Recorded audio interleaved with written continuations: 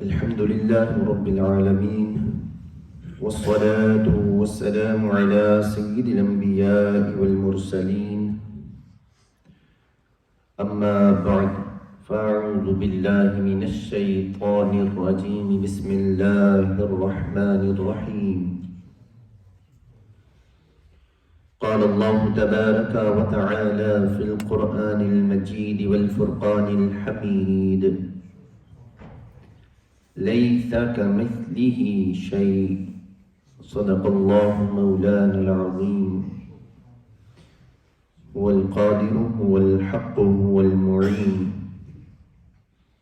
قال الله تبارك وتعالى في شان حبيبه إن الله وملائكته يصلون على النبي يا أيها الذين آمنوا صلوا عليه وسلموا تسليما اللهم صل على سيدنا ومولانا محمد وعلى آل سيدنا ومولانا محمد وبارك وسلم وصلوا عليه. اللہ تبارک و تعالیٰ کا کروڑ احسان کہ اس نے ہمیں اپنی دی ہوئی توفیق سے اپنے گھر میں وقت گزارنے کی توفیق نصیب فرمائی. یہ ہماری خوش نصیبی ہے کہ اللہ کے گھر میں بیٹھے ہوئے ہیں اور اعتکاف کی نیت بھی کر چکے ہیں، تو نامہ اعمال کے اندر نیکیوں کا جو میٹر ہے وہ بھی جاری ہے. فرشتے اپنا کام کر رہے ہیں، نیکیاں لکھ رہے ہیں، تو اس ذوق اور شوق کے ساتھ بیٹھیں کہ نیکیوں کا میٹر چل رہا ہے، نیکیاں جاری ہیں، ہم بیٹھے ہوئے ہیں. یہ اللہ تعالیٰ کا فضل ہے. ہماری آج کی جو نشست ہے یہ اصل میں عقائد سے متعلق ہمارے جو دروس ہوں گے، جو بیانات ہوں گے، ان کا آغاز ہے. تو یہ ایک طویل سلسلہ ہے. انشاءاللہ عز و جل ہمارا یہ ارادہ ہے کہ عقائد سے متعلق تمام کی تمام تفصیلات کو اپنے دروس کے اندر بیان کر دیا جائے. اللہ تعالی ہم سب کو اس کی توفیق نصیب فرمائے. ایک مسلمان کا عقیدہ درست ہونا انتہائی ضروری ہے، لیکن عقیدے کے درست ہونے کے لیے یہ جاننا ضروری ہے کہ کن کن چیزوں کے بارے میں ہمارا کیا کیا عقیدہ ہے. تو جب علم ہی نہیں ہوگا تو ہمارا عقیدہ درست کیسے ہو سکتا ہے؟ مثال کے طور پر ایک مسلمان پر لازم ہے کہ وہ جانے کہ اللہ تبارک و تعالیٰ کی ذات سے متعلق ہمارا کیا عقیدہ ہے، اللہ تبارک و تعالیٰ کی صفات کیا ہیں، ان سے متعلق ہمارے کیا عقیدے ہیں، انبیاء کرام علیہم السلام کے بارے میں ایک مسلمان کے عقائد کیا ہوتے ہیں، رسولوں کے بارے میں مسلمانوں کے عقائد کیا ہیں، اسی طرح اللہ تبارک و تعالیٰ کی کتابوں سے متعلق ہمارے عقائد کیا ہیں، اسی طرح جنت اور دوزخ سے متعلق ہمارے عقائد کیا ہیں، جنات سے متعلق ہمارے عقائد کیا ہیں، فرشتوں سے متعلق ہمارے عقائد کیا ہیں، قبر کے عذاب و ثواب سے متعلق ہمارے عقائد کیا ہیں، حشر سے متعلق ہمارے عقائد و نظریات کیا ہیں. یہ چھوٹی سی لسٹ میں آپ کو سنا رہا ہوں. یہ سارے کے سارے وہ موضوعات ہیں انشاءاللہ عز و جل جن پر تفصیلی کلام ہماری نشستوں کے اندر انشاءاللہ ہوگا. اس سے آپ یہ اندازہ لگائیں کہ یہ نشستیں کتنی زیادہ اہم ہیں، کتنی زیادہ اہم ہیں. ہمیں ان کے اندر کتنی چیزیں، اہم چیزیں سیکھنے کو ملیں گی. اللہ تبارک و تعالی ہمیں سیکھنے کی توفیق نصیب فرمائے. آج کا ہمارا جو موضوع ہے وہ ہے اللہ تبارک و تعالیٰ کی ذات اور صفات سے متعلق ہمارے عقیدے کیا ہیں. انتہائی اہم موضوع ہے. اس میں کچھ چیزیں تھوڑی مشکل ہیں، لیکن اگر آپ غور کریں گے، پوری توجہ رکھیں گے، میں بھی اپنی کوشش کروں گا ان کو آسان کر کے بیان کرنے کی، کیونکہ مقصد جو ہے نا وہ یہ ہے کہ آپ تک صحیح بات پہنچ جائے اور آپ اس کو سمجھ جائیں. یہ مقصد ہے. اللہ تبارک و تعالیٰ اپنے مقصد کے اندر ہمیں کامیابی نصیب فرمائے. تو دو چیزیں ہیں، ایک ہے اللہ تبارک و تعالیٰ کی ذات جسے ہم ذاتی باری تعالیٰ کہتے ہیں، اور ایک ہے اللہ تبارک و تعالیٰ کی صفات جسے صفات باری تعالیٰ کہا جاتا ہے. تو آج ابتداءً جو گفتگو ہوگی وہ ہے اللہ تبارک و تعالیٰ کی ذات سے متعلق. کئی مسلمانوں کے ذہن میں اس طرح کے خیال آتے ہوں گے، اللہ تبارک و تعالیٰ کہاں ہے، اللہ تبارک و تعالیٰ کیسا ہے، ہمارا خالق و مالک کیسا ہے، کہاں ہے. اس طرح کے خیالات ذہنوں کے اندر عموماً آتے رہتے ہیں. ان کے جوابات کیا ہیں؟ یہ خیالات کیوں آتے ہیں اللہ تبارک و تعالیٰ کی ذات سے متعلق؟ اس چیز کو انشاءاللہ عز و جل آج سمجھنے کی کوشش کریں گے.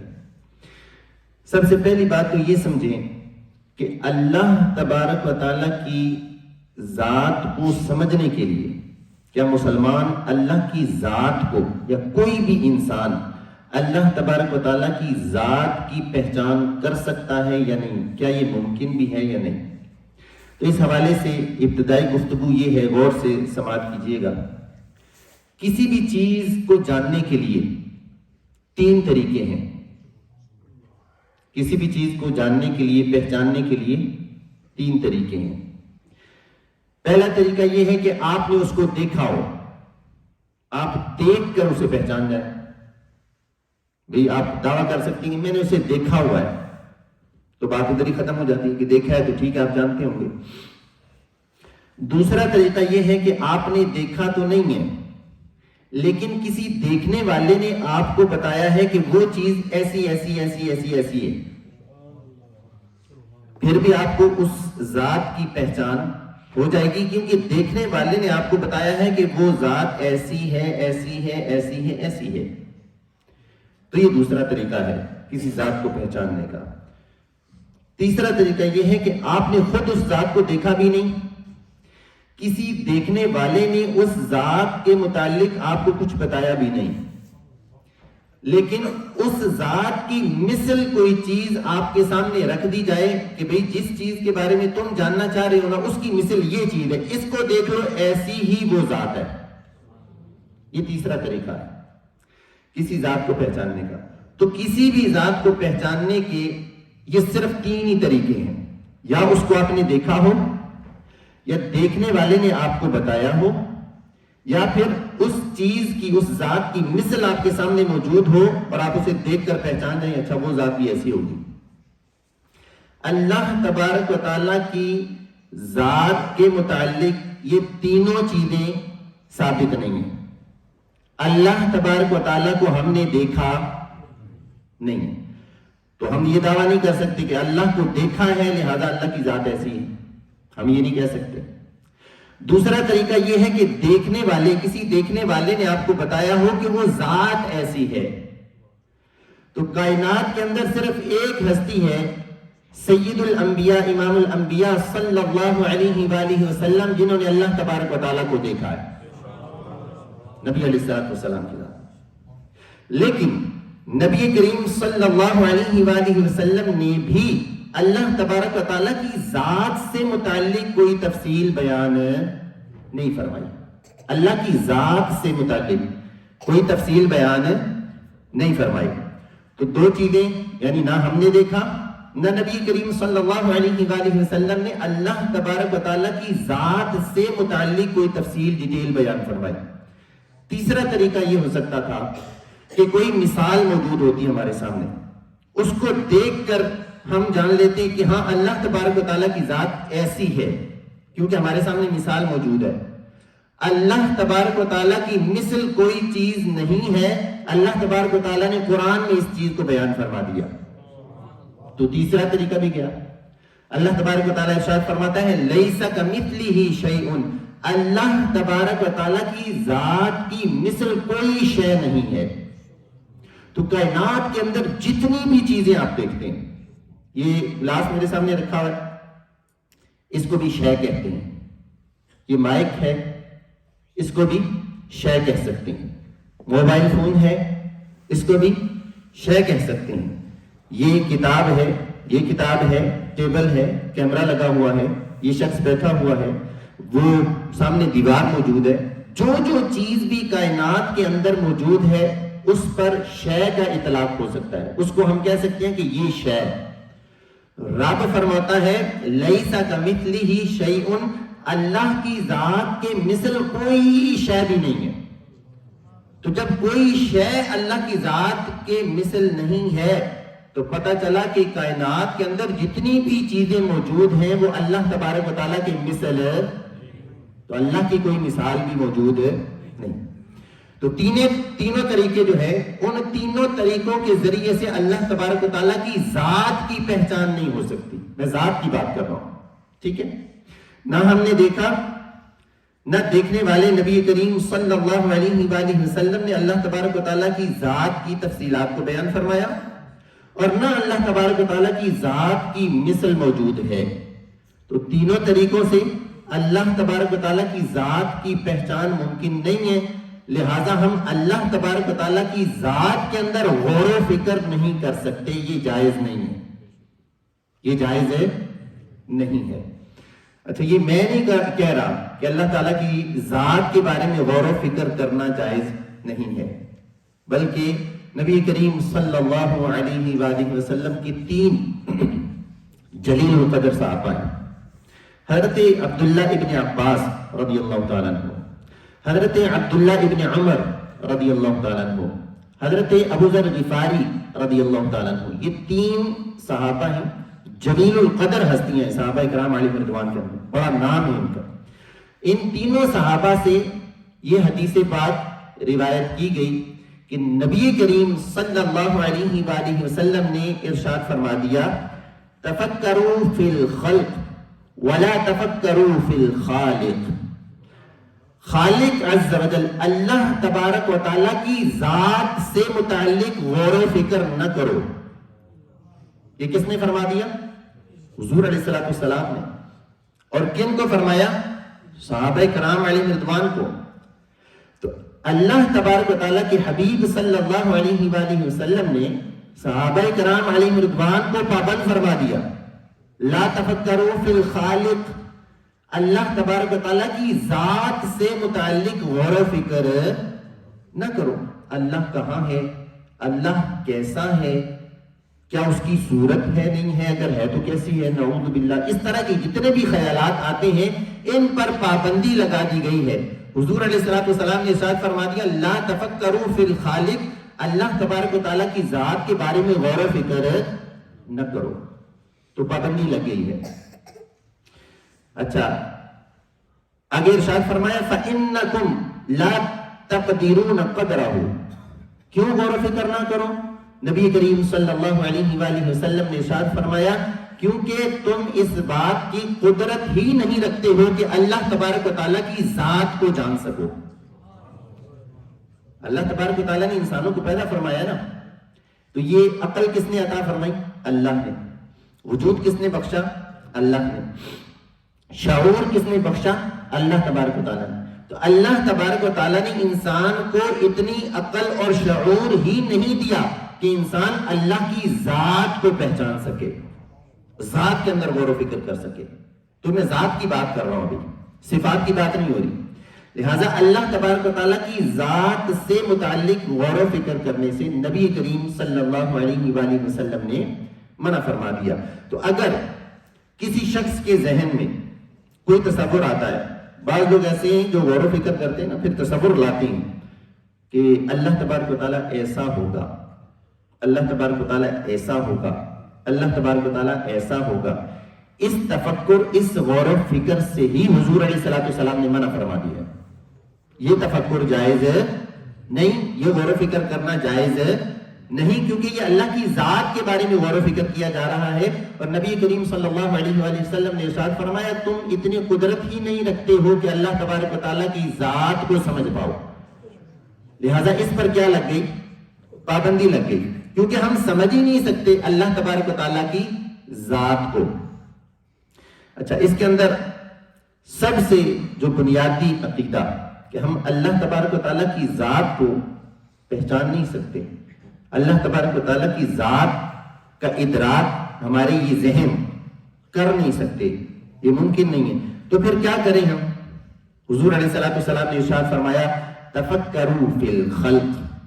اللہ تبارک و تعالیٰ کو اگر جاننا ہے، اگر اللہ کی پہچان حاصل کرنی ہے تو اللہ تبارک و تعالیٰ کی بنائی ہوئی چیزوں کے اندر غور و فکر کرو، مخلوق کے اندر غور و فکر کرو. تم مخلوق کے اندر غور و فکر کرو گے تو تمہیں پتہ چلے گا کہ وہ ذات کس قدر اعلیٰ ہے کہ جس کی تخلیق اتنی اعلیٰ ہے. اور پھر مخلوق کے اندر غور و فکر کرنے کے طریقے قرآن کے اندر موجود ہیں. ایک دو مثالیں میں قرآن سے آپ کے سامنے رکھتا ہوں کہ اللہ تبارک و تعالیٰ کی ذات کی پہچان ممکن نہیں ہے، لیکن اللہ کی صفات کے اندر اگر غور و فکر کریں تو آپ کو پتہ چلے گا کہ وہ ذات کس قدر عظیم ہے، کہ جس کی مخلوق ایسی ہے، جس نے جو چیز بنائی ہے وہ ایسی اعلیٰ ہے، تو وہ ذات کیسی اعلیٰ ہوگی. قرآن پاک کے اندر اللہ تبارک و تعالیٰ ارشاد فرماتا ہے وَالَّذِي يُصَبِّرُكُمْ فِي الْأَرْحَامِ كَيْفَ يَشَاءُ. وہ وہی ہے، غور کیجئے گا قرآن کی آیت پر. رب فرماتا ہے وہ وہی ہے یُصَبِّرُكُمْ فِي الْأَرْحَامِ، کہ جو ماں کے پیٹ کے اندر تمہاری صورتوں کو بناتا ہے. کیف یشاء، جیسے چاہتا ہے بناتا ہے. صرف اس ایک آیت کے اندر تھوڑا سا غور کریں، آپ کو پتہ چلے گا کہ اللہ تبارک و تعالیٰ کی قدرت کیسی ہے، ہم کیسے رب کے ماننے والے. رب فرماتا ہے وہ وہی ہے کہ جو ماؤں کے پیٹوں کے اندر تمہاری صورتیں بناتا ہے، تمہاری شکلیں بناتا ہے اور جیسی چاہتا ہے بناتا ہے. اب ذرا انسانی صورت پر غور کریں. اللہ تبارک و تعالیٰ نے ہر انسان کو دو آنکھیں دی ہوئی ہیں. ہر انسان کے پاس ایک ناک ہے، دو ہونٹ ہیں، گال ہیں، دو آنکھیں ہیں، یہ چہرہ ہے. یعنی چہرے کی جو چیزیں ہیں ہر انسان کے پاس تقریباً پوری ہیں. لیکن اللہ تبارک و تعالیٰ کی قدرت تو دیکھو، کروڑوں اربوں انسان ہیں لیکن ہر انسان پورے اعضاء رکھنے کے باوجود دوسرے سے ممتاز اور الگ تھلگ نظر آتا ہے. یہ اللہ تبارک و تعالیٰ کی قدرت ہے. اگر کسی کو بٹھا دو نا، آپ تصویر بنانے والا کوئی تصویریں بنانا شروع کر دے، چہروں کی تصویریں بنانا شروع کرے نا، تو کہیں نہ کہیں آ کر وہ چہرے ملنا شروع ہو جائیں گے، ایک دوسرے کے ساتھ میچ کرنا شروع ہو جائیں گے. لوگ کہیں گے یہ جو تم نے تصویر بنائی اس جیسی پہلے تم بنا چکے ہو. لیکن اللہ تبارک و تعالیٰ کی قدرت دیکھیں، صرف چہرے کے اندر اللہ تبارک و تعالیٰ کی قدرت کو دیکھیں کہ اللہ تبارک و تعالیٰ یہ صورتیں بناتا ہے. اور ہر صورت کو اللہ تبارک و تعالیٰ نے آنکھیں دی، ہر صورت کو ناک دیا، ہر صورت کو ہونٹ دیے. اللہ تبارک و تعالیٰ نے یہ چہرہ دیا اور ہر کسی کو اعضاء بھی اللہ تبارک و تعالیٰ نے پورے عطا فرمائے. لیکن چہرے کی کیفیت ہر ایک کی دوسرے سے اللہ تبارک و تعالیٰ نے جدا کر دی. اب بھی یہاں جتنے موجود ہیں آپ چہرہ دیکھ کر بتا سکتے ہیں نہیں آپ فلاں ہیں، فلاں نہیں ہیں آپ، کیونکہ چہرے کیا ہیں؟ ممتاز ہیں، الگ ہیں. پھر اللہ تبارک و تعالیٰ کی قدرت کی طرف، اللہ تبارک و تعالیٰ کی مخلوق کی طرف غور و فکر کریں. حضور علیہ السلام نے ارشاد فرمایا نا کہ خالق کی پہچان کرنی ہے تو مخلوق کو دیکھو. مخلوق کو دیکھو گے تمہیں پہچان ہو جائے گی کہ وہ خالق کیسی قدرت والا ہے. اللہ تبارک و تعالیٰ کی مخلوق میں سے ایک مخلوق آسمان ہے، ایک مخلوق زمین ہے. اس کو بھی اللہ تبارک و تعالیٰ نے پیدا فرمایا نا. آسمان پر کبھی آپ نے غور کیا ہو؟ ہماری مسجد میں بھی ہمارے استاد صاحب تشریف لائے تھے، مجھے یاد ہے تو وہ بیان کے آغاز میں انہوں نے مسجد کی تعریف کرتے ہوئے یہ ارشاد فرمایا تھا. استاد صاحب نے فرمایا کہ میں دیکھ کر بڑا خوش ہوا ہوں کہ ماشاءاللہ اتنی بڑی مسجد ہے اور آپ نے بغیر پلر کے یہ چھت بنائی ہوئی ہے. یہ کاریگر کی کاریگری ہے، اتنی بڑی چھت ہے اور بغیر پلر کے ہے. تو یہ تو چھت کچھ بھی نہیں ہے. اللہ تبارک و تعالیٰ نے جو آسمان کی چھت عطا فرمائی ہے اس پر غور کریں جو بغیر پلر کے کھڑا. اتنا بڑا آسمان. پھر اللہ تبارک و تعالیٰ نے اس آسمان کو خوبصورت کیسا کیا ہے. وَلَقَدْ جَعَلْنَا فِي السَّمَاءِ بُرُوجًا وَزَيَّنَّاهَا لِلنَّاظِرِينَ. اللہ تبارک و تعالیٰ نے آسمان کے اندر ستاروں کو پیدا فرمایا تاکہ دیکھنے والوں کو خوبصورت نظارہ نظر آئے. خوبصورتی دیکھیں، ہم نے بھی چھت بنایا ہے تو اس کے اندر خوبصورتی پیدا کی ہے نا. یہ لائٹیں لگی ہیں، چھت کی طرف دیکھیں خوبصورتی نظر آئے گی، لیکن اللہ تبارک و تعالیٰ نے جو آسمان پیدا فرمایا ہے اس کو ستاروں کے ذریعے سے اللہ تبارک و تعالیٰ نے زینت بخشی ہے. تو یہ جب چھت کوئی دیکھتا ہے، اس کے اندر کوئی غور کرتا ہے، تو اسے پتا چلتا ہے کہ اللہ تبارک و تعالیٰ کی ذات کیسی عظیم ہے، وہ کیسی قدرت والی ذات ہے کہ جس نے اتنا بڑا چھت، ایسا آسمان ہمیں عطا فرمایا. تو یوں نبی کریم صلی اللہ علیہ وسلم نے ارشاد فرمایا تفکروا فی الخلق، غور و فکر کرنا ہے تو اللہ تبارک و تعالیٰ کی مخلوق کے بارے میں غور و فکر کرو، اللہ تبارک و تعالیٰ کی ذات سے متعلق غور و فکر نہ کرو. سب سے پہلا عقیدہ جو بنیادی عقیدہ ہے، اللہ تبارک و تعالیٰ کی ذات سے متعلق ہمارا عقیدہ کیا ہونا چاہیے. پہلا عقیدہ یہ ذہن کے اندر رکھ لیں، ایک مسلمان کے لیے ضروری ہے کہ وہ اللہ تبارک و تعالیٰ کی ذات سے متعلق یہ عقیدہ اور نظریہ رکھے کہ اللہ تبارک و تعالیٰ موجود ہے. کیا عقیدہ رکھے؟ اللہ تبارک و تعالیٰ موجود ہے. یہ پہلا عقیدہ میں نے آپ کے سامنے رکھا ہے کہ اللہ تبارک و تعالیٰ موجود ہے. جو اللہ تبارک و تعالیٰ کے وجود کا انکار کر دے، نعوذ باللہ، کسی بھی طریقے سے یہ کہہ دے کہ اللہ تبارک و تعالیٰ موجود نہیں ہے، تو وہ اسلام سے نکل جائے گا، کافر ہو جائے گا. تو پہلا عقیدہ، پہلا نظریہ یہ ہے کہ اللہ تبارک و تعالیٰ کی ذات سے متعلق کہ اللہ تبارک و تعالیٰ موجود ہے. لفظ یاد رکھیے گا، میں جو لفظ بول رہا ہوں، اللہ تبارک و تعالیٰ موجود ہے. یہ نہیں کہ اللہ تبارک و تعالیٰ ہر جگہ موجود ہے، میں یہ نہیں کہہ رہا. لفظ میرے یاد رکھیے گا، اللہ تبارک و تعالیٰ موجود ہے. یہ عقیدہ مسلمان کا بنیادی عقیدہ جو اللہ تبارک و تعالیٰ کی ذات سے متعلق ہونا چاہیے. اچھا، اللہ تبارک و تعالیٰ موجود ہے تو اس وجود پر دلیل کیا ہے کہ اللہ تبارک و تعالیٰ موجود ہے؟ دلیل بھی تو ہونی چاہیے نا اللہ تبارک و تعالیٰ کے وجود پر. تو دلیل سے متعلق ایک وہ واقعہ یاد آ رہا ہے مجھے. حضرت امام اعظم ابو حنیفہ رضی اللہ تعالیٰ عنہ، کروڑوں حنفیوں کے پیشوا امام اعظم ابو حنیفہ رضی اللہ تعالیٰ عنہ کا کہ آپ کا مناظرہ طے ہو گیا ایک دہریے کے ساتھ. وہ شخص کہ جو اللہ تبارک و تعالیٰ کے وجود کا ہی منکر تھا. آپ کو بھی بہت سارے ملیں گے اب یہاں پر کہ جو اللہ تبارک و تعالیٰ کے وجود کے ہی منکر ہیں. وہ کہتے ہیں ہم مانتے ہی نہیں ہے کہ اللہ تبارک و تعالیٰ ہے، وجود کا انکار کرتے ہیں. تو اسی طرح کے ایک شخص تھا دہریہ، اس کا مناظرہ طے ہو گیا حضرت امام اعظم ابو حنیفہ رضی اللہ تعالیٰ عنہ سے. جگہ طے ہو گئی، وقت طے ہو گیا، اس جگہ اس وقت میں مناظرہ ہوگا. موضوع طے ہو گیا کہ اللہ تبارک و تعالیٰ کی ذات سے متعلق مناظرہ ہے. حضرت امام اعظم ابو حنیفہ رضی اللہ تعالیٰ عنہ آپ جان بوجھ کر وقت مناظرہ سے تاخیر کر کے مناظرہ کے مقام پر پہنچے. ابھی آپ پہنچے ہی نہیں تھے تو ادھر سے وہ دہریہ اور اس کے جو ساتھی تھے انہوں نے شور مچانا شروع کر دیا، دیکھو یہ کیسے مسلمانوں کی امام ہے، یہ وقت پر پہنچے نہیں ہے، لہذا وقت طے ہوا تھا، ہم مناظرہ جیت گئے. شور مچانا شروع کر دیا. ادھر سے حضرت امام اعظم ابو حنیفہ رضی اللہ تعالیٰ عنہ یہ بھی پہنچ گئے. آپ نے فرمایا کہ فتح کا جشن بعد میں منانا، پہلے میری بات تو سن لو، میرا عذر تو سن لو، مجھ سے یہ تو پوچھ لو کہ لیٹ کیوں ہو گئی، تاخیر کیوں ہوئی. تو انہوں نے کہا کہ اچھا پھر بتائیے.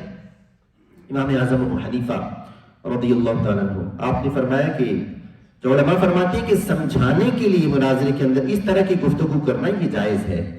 صحیح ہے، کہیں کوئی یہ نہ سوچے کہ یہ جھوٹ بول رہے ہیں، نعوذ باللہ من ذالک. صحیح ہے، سمجھانے کے لیے یہ گفتگو کی جا رہی ہے. حضرت امام اعظم ابو حنیفہ رضی اللہ تعالیٰ عنہ آپ نے فرمایا کہ اصل میں مسئلہ یہ ہے، مجھے تاخیر اس وجہ سے ہوئی کہ میں جس راستے سے آ رہا تھا نا، راستے میں دریا پڑتا تھا. تو میں جب دریا کے کنارے پر پہنچا تو وہاں کوئی کشتی موجود نہیں تھی کہ اسے عبور کیا جائے، اسے پار کرنے کے لیے. تو میں نے دیکھا کہ ایک درخت دریا کے کنارے پر لگا ہوا ہے. میرے دیکھتے ہی دیکھتے وہ درخت خود بخود کٹ گیا.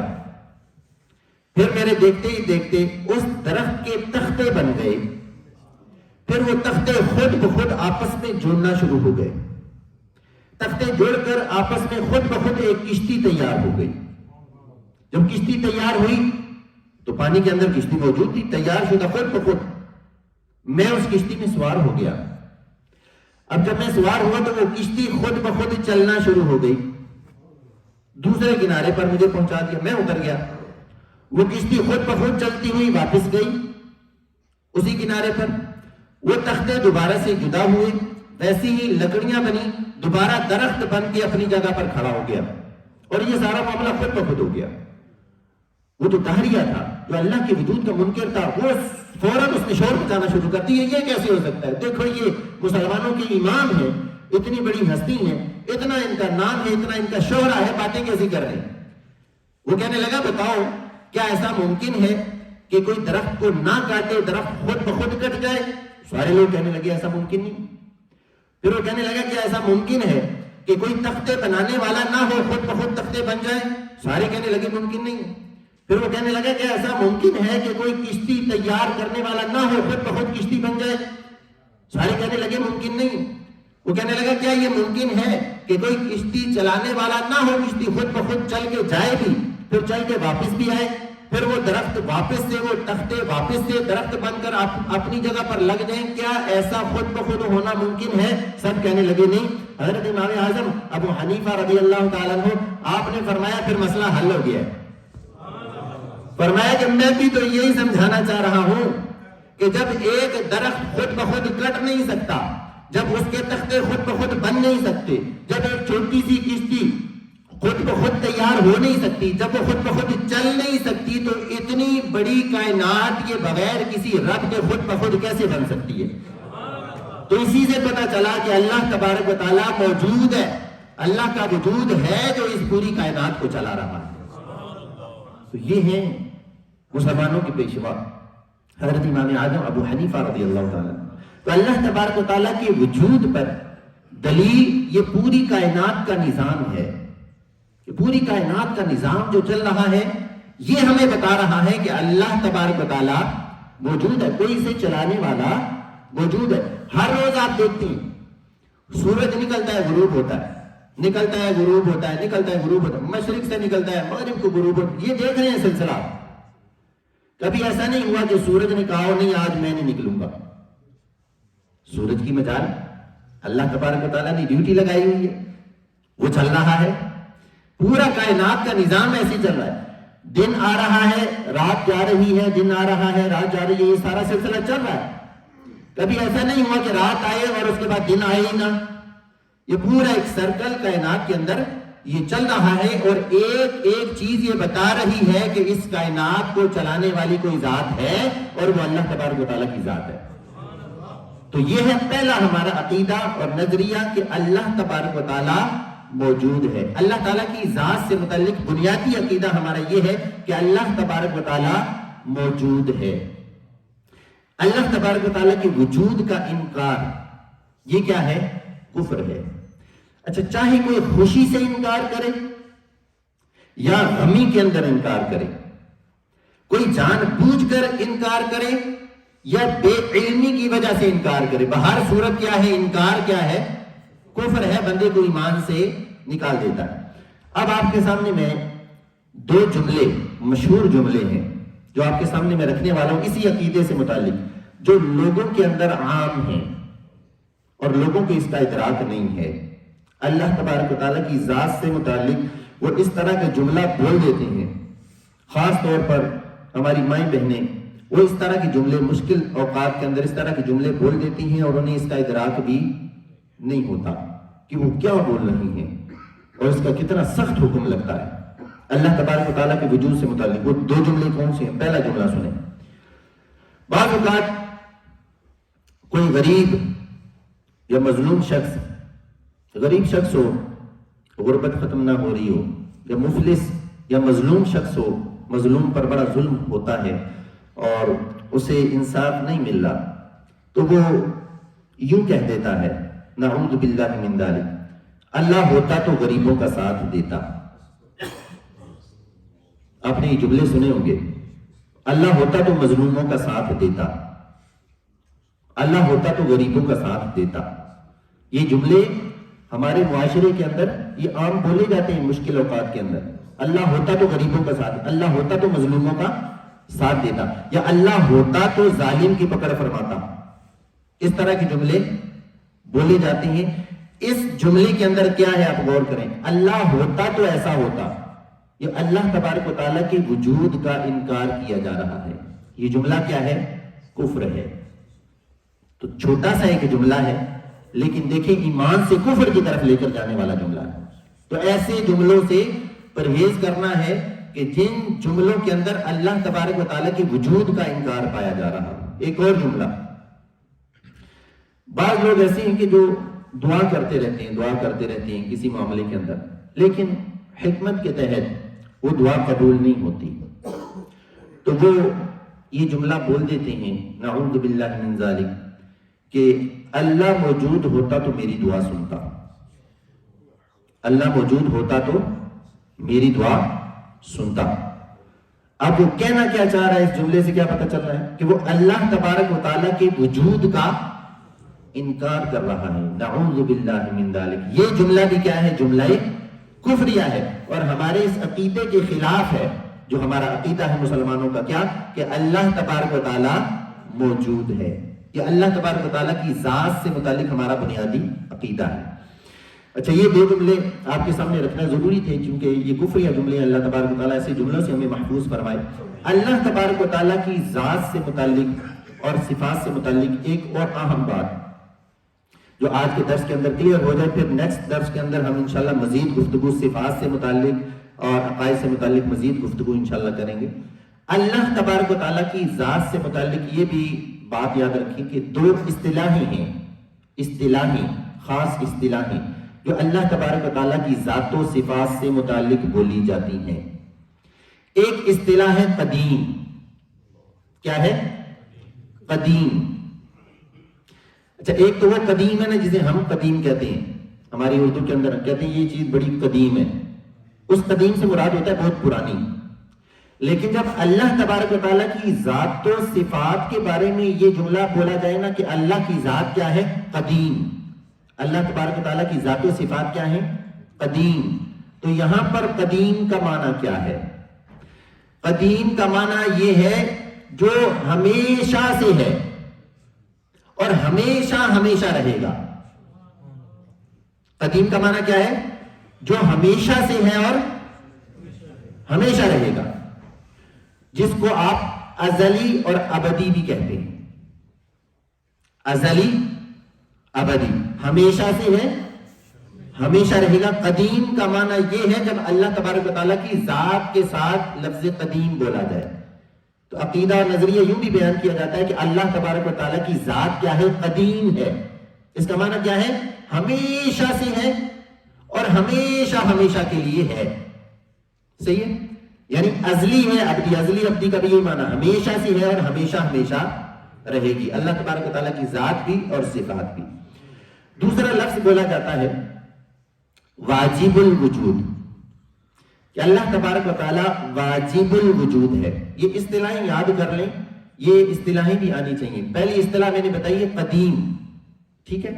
دوسری اصطلاح ہے واجب الوجود.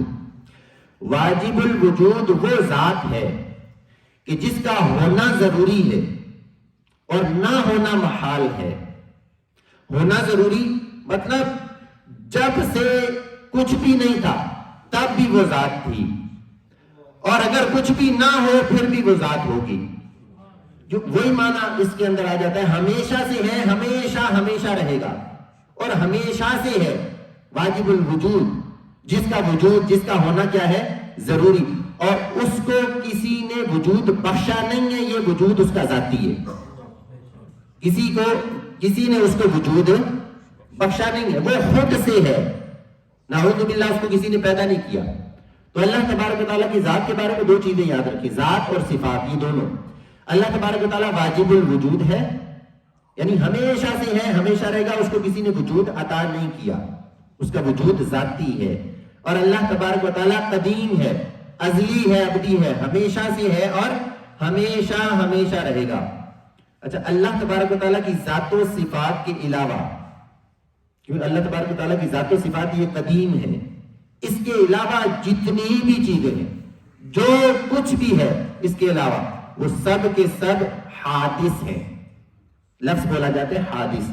حادث کیا؟ اس کا معنی یہ ہے کہ کہ جو پہلے نہیں تھا بعد میں ہوا، جو پہلے نہیں تھا بعد میں ہوا۔ تو اللہ تبارک و تعالیٰ کی ذات اور صفات یہ قدیم ہیں، یعنی ہمیشہ ہمیشہ سے ہیں اور ہمیشہ ہمیشہ رہیں گی۔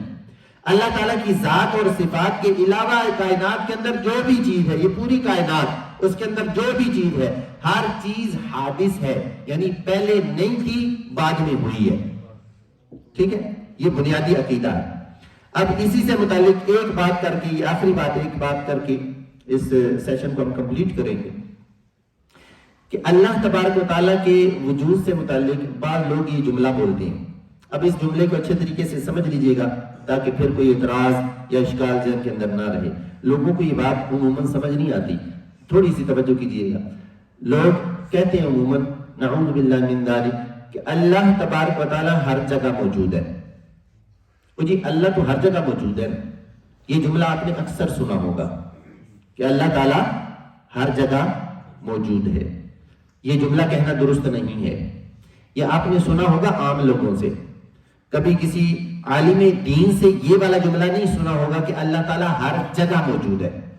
کسی عالم دین سے یہ جملہ نہیں سنا ہوگا، عام لوگوں سے سنا ہوگا۔ لوگ کہتے ہیں اللہ تعالیٰ تو ہر جگہ موجود ہے۔ یہ جملہ کہنا درست نہیں ہے۔ کیوں؟ کیونکہ اللہ تبارک و تعالیٰ جگہ سے پاک ہے۔ میں نے ابھی بیان کیا، اللہ تبارک و تعالیٰ کی ذات کیا ہے؟ قدیم، جو ہمیشہ سے ہے، ہمیشہ رہے گی۔ اور جگہ جسے کہتے ہیں ہم، جگہ کیا ہے؟ حادث، کیونکہ اللہ تبارک و تعالیٰ کی ذات اور صفات کے علاوہ جتنی بھی چیزیں وہ ساری کی ساری حادث ہیں، یعنی پہلے نہیں تھی بعد میں ہوئی۔ تو اگر کوئی اللہ تبارک و تعالیٰ کے لیے جگہ کو ثابت کرتا ہے، کہتا ہے کہ اللہ تبارک و تعالیٰ فلاں جگہ ہے یا ہر جگہ ہے، تو اس کا مطلب یہ ہے کہ اللہ تبارک و تعالیٰ، اب غور کیجیے گا، جب جگہ نہیں تھی، کیونکہ جگہ کیا ہے؟ حادث۔ حادث ہر وہ چیز جو پہلے نہیں تھی بعد میں ہوئی۔ جب جگہ نہیں تھی تب اللہ کہاں تھا؟ کیا جواب دیں گے؟ اللہ تبارک و تعالیٰ جگہ سے کیا ہے؟ پاک ہے۔ اللہ تبارک و تعالیٰ جگہ سے پاک ہے۔ یہ جملہ بولنا کہ اللہ تبارک و تعالیٰ ہر جگہ موجود ہے، یہ درست نہیں ہے۔ یہ جملہ جو بھی بولتا ہے وہ اللہ تبارک و تعالیٰ کے لیے جگہ ثابت کرتا ہے۔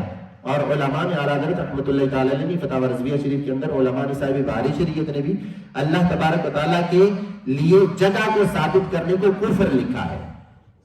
اللہ تبارک و تعالیٰ کے لیے جگہ والا جملہ نہیں بول سکتے کہ اللہ تعالیٰ ہر جگہ موجود ہے۔ صحیح ہے، اللہ تبارک و تعالیٰ جگہ سے پاک ہے۔ ہاں، اللہ تبارک و تعالیٰ اپنے علم، اپنے قدرت کے لحاظ سے موجود ہے۔ اللہ تبارک و تعالیٰ، یہ جو بولا جاتا ہے نا اللہ تبارک و تعالیٰ ہر جگہ موجود ہے، اگر اس کے اندر یہ بات ہے کہ اپنے علم اور قدرت کے اعتبار سے، یعنی اللہ تبارک و تعالیٰ کا علم ہر چیز کو گھیرے میں لیے ہوئے ہے، اللہ تبارک و تعالیٰ کی قدرت ہر چیز کو گھیرے میں لیے ہوئے ہے، اگر یوں بولا جائے تو یہ درست ہو سکتا ہے، لیکن اس سے بھی منع کیا گیا کہ جگہ کا ثبوت اللہ تبارک و تعالیٰ کے لیے کرنا یہ جائز نہیں ہے۔ تو آئندہ کے بعد کبھی بھی اس طرح کا جملہ استعمال نہ کریں جس کے اندر جگہ کا تصور آتا ہو۔ اسی طرح بعض لوگ، ایک اور جملہ جگہ سے متعلق ہے، بعض لوگ یہ کہہ دیتے ہیں نعوذ باللہ من ذالک کہ اللہ تبارک و تعالیٰ آسمان پر ہے۔ آسمان پر ہے، آسمان بھی کیا ہے؟ جگہ ہے یا نہیں ہے؟ یہ بول نہیں رہے آپ، جگہ ہے۔ عرش پر ہے، عرش بھی کیا ہے؟ جگہ ہے۔ تو یوں بولنا کہ اللہ تبارک و تعالیٰ عرش پر ہے، نعوذ باللہ من ذالک، اللہ تبارک و تعالیٰ آسمان پر ہے، یا بعض لوگ یوں بولتے ہیں اوپر والا۔ یہ سارے کے سارے جملے درست نہیں ہیں، کیونکہ یہ یاد رکھیں اصل چیز کہ اللہ تبارک و تعالیٰ کے لیے جگہ ثابت کرنا یہ جائز نہیں ہے، یہ کفر ہے۔ اللہ تبارک و تعالیٰ جگہ سے پاک ہے، اللہ تبارک و تعالیٰ جگہ سے پاک ہے، اللہ تبارک و تعالیٰ کے لیے جگہ ثابت کرنا یہ درست نہیں ہے۔ مزید انشاءاللہ عز و جل اللہ تبارک و تعالیٰ کی صفات سے متعلق کلام ہم نیکسٹ درس کے اندر سنیں گے۔ اچھا، ایک مسئلہ اور، آخری مسئلہ، وہ یہ کہ اللہ تبارک و تعالیٰ کے لیے لفظ میاں کا استعمال ہی میں نے جنازے کے اندر تفسیر کے اندر اس کو تھوڑا سا بیان کیا تھا، یہ بھی سن لیں۔ اللہ تبارک و تعالیٰ کے لیے لوگ لفظ استعمال کرتے ہیں اللہ میاں۔ یہ میاں کا لفظ استعمال کرنا اللہ تبارک و تعالیٰ کی ذات کے لیے یہ جائز نہیں ہے۔ کیوں؟ اس کی وجہ یہ ہے کہ اللہ تبارک و تعالیٰ کے لیے کوئی بھی ایسا لفظ استعمال کرنا جائز نہیں ہے کہ جس کا کوئی ایک معنی بھی غلط ہو. یا معنی غلط تو نہیں ہے لیکن اللہ تبارک و تعالیٰ کی شان کے لائق نہیں ہے. تو ایسا کوئی بھی لفظ اللہ تبارک و تعالیٰ کی ذات کے لیے استعمال کرنا یہ جائز نہیں ہے. اب میاں کا معنی کیا ہے؟ میاں کا ایک معنی ہے آقا، یہ معنی تو درست ہے، لیکن دو معنی ایسے ہیں جو اللہ تبارک و تعالیٰ کی شان کے لائق نہیں. میاں کا دوسرا معنی ہے شوہر. اللہ تبارک و تعالیٰ کی ذات کے لیے یہ لفظ جائز نہیں ہے. اور میاں کا تیسرا معنی وہ اس سے بھی بدتر ہے، بدتر ہے. ابھی یہ میری آواز چونکہ ہر جگہ جا رہی ہے اس وجہ سے اس کی تفصیل میں نے پہلے بھی بیان نہیں کی تو ابھی بھی بیان نہیں کر رہا، صرف اتنا سمجھ ہے کہ اس سے بھی زیادہ بدتر ہے. اردو میں اسے دلال کہتے ہیں. تو میاں کا ایک معنی دلال ہے، میاں کا ایک معنی شوہر ہے، اور یہ دونوں لفظ نعوذ باللہ من ذالک اللہ تبارک و تعالیٰ کی شان کے لیے یہ جائز نہیں ہے. تو اس وجہ سے لفظ میاں کا استعمال اللہ تبارک و تعالیٰ کے لیے یہ جائز نہیں ہے. ایک اور لفظ اس کے ساتھ ساتھ آخری یہ مسئلہ، اچھا یہ ابھی آج کی نشست کے لیے آخری مسئلہ ہے، ویسے ہی بہت سارے مسائل ہیں جو ابھی ہم نے بیان کرنے ہیں. بعض لوگ اللہ تبارک و تعالیٰ کے لیے لفظ استعمال کرتے ہیں، ہمارے یہاں تو استعمال نہیں ہوتا، پنجاب میں بھی یہ استعمال نہیں ہوتا، سندھ کے اندر یہ بہت زیادہ استعمال ہوتا ہے. اللہ سائیں، اللہ سائیں، کیونکہ سندھ کے اندر یہ لفظ جو ہے نا سائیں، یہ عزت اور رسپیکٹ کے لیے بولا جاتا ہے. سائیں کا استعمال وہ جو بڑے بڑے وڈیرے ہوتے ہیں ان کے لیے وہ سائیں کا لفظ استعمال کرتے ہیں. وہ یوں بولتے ہیں سائیں آئیں، سائیں بیٹھیں، تو وہ رسپیکٹ اور عزت کے لیے استعمال کرتے ہیں. لیکن سائیں کے لفظ کے ایک سے زائد معنی ہے. ایک معنی تو عزت والا، رسپیکٹ والا معنی ہے، لیکن دوسرا سائیں کا ایک اور معنی بھی ہے جو ہماری زبان کے اندر ہے. پنجابی میں سائیں کسے کہتے ہیں؟ جس کا دماغ کام نہ کرتا ہو، پاگل کو سائیں کہتے ہیں. صحیح؟ تو ایسا لفظ کہ جس کا کوئی ایک معنی بھی ایسا ہو جو اللہ تبارک و تعالیٰ کی شان کے لائق نہ ہو، تو ایسا لفظ اللہ تبارک و تعالیٰ کی ذات کے لیے بولنا جائز نہیں ہے. تو نہ اللہ میاں کہنا جائز ہے، نہ اللہ سائیں کہنا جائز ہے، نہ اللہ تبارک و تعالیٰ کے لیے جگہ ثابت کرنا جائز ہے. جیسے یہ جملہ میں نے بتایا کہ لوگ کہتے ہیں کہ اللہ تبارک و تعالیٰ نعوذ باللہ ہر جگہ موجود ہے، یہ جملہ کہنا بھی درست نہیں ہے. اچھا یہ جو مسائل آپ سنتے جا رہے ہیں، آپ نے کوشش کرنا ہے ان مسائل کو یاد رکھنا. یاد رکھیں گے تو پھر انشاءاللہ اپنی زندگی کے اندر ان مسائل کے اندر احتیاط ہم برت سکتے ہیں. اللہ تبارک و تعالیٰ ہم سب کا اس نشست کے اندر شرکت کرنا اپنی بارگاہ میں مقبول فرمائے. جو مسائل سنے ہیں انہیں یاد رکھنے کی توفیق عطا فرمائے. نیکسٹ ہماری جو نشست ہوگی اس کے اندر اللہ تبارک و تعالیٰ کی صفات سے متعلق مسائل کو بیان کیا جائے گا، عقائد کو بیان کیا جائے گا، اور اللہ تبارک و تعالیٰ کی دیدار سے متعلق، اللہ کو دیکھنے سے متعلق ہمارا کیا عقیدہ ہے، اس کی تفصیل انشاءاللہ نیکسٹ سیشن کے اندر بیان کی جائے گی. اللہ تبارک و تعالی ہم سب کو علمی نشستوں کے اندر شرکت کی توفیق نصیب فرمائے. آمین بجاہ النبی الامین وصلی اللہ تعالی علی محمد صلی اللہ علیہ وسلم.